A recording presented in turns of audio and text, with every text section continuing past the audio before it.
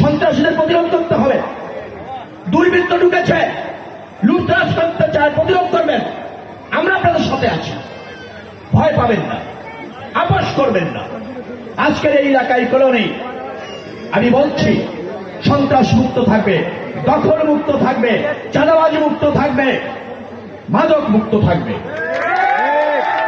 আপনারা দেশের নাগরিক, আপনারা সুখে শান্তিতে স্বাধীনভাবে বসবাস করবেন, কাউকে পরোয়া করবেন না।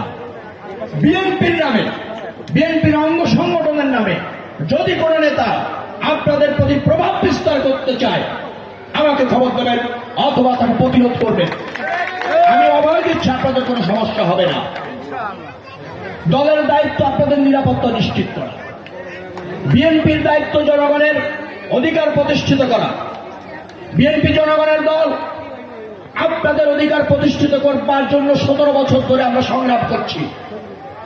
আর সেই যে অবৈধ স্বৈর শাসক শেখ হাসিনার পতন ঘটিয়েছে, ছাত্র জনতা ঐক্যবদ্ধভাবে, সব রাজনৈতিক দল এবং ঐক্যবদ্ধভাবে সারা বাংলাদেশে যে দুর্বার আন্দোলন করেছে, তার পরিপ্রেক্ষিতে শেখ হাসিনাকে এই দেশ ছেড়ে চিরতরের জন্য রাজনৈতিকভাবে পরিত্যক্ত হয়ে দেশ ছাড়তে হয়েছে।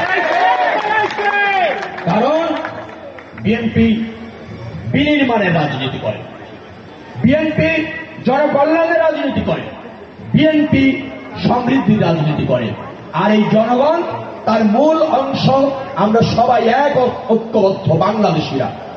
আপনারা বাংলাদেশি, মনে রাখবেন, আমি আবারও বলছি, আপনাদের ধারণা পরিবর্তন করবেন, আপনারা দুর্বল থাকবেন না।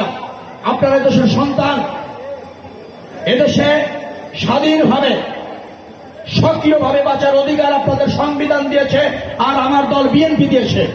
আমরা আপনাদের গ্রহণ করি, আমরা আপনাদের সাথে কাঁধে কাঁধ মিলিয়ে থাকতে চাই। আমরা বিভাজন চাই না, বৈষম্য চাই না।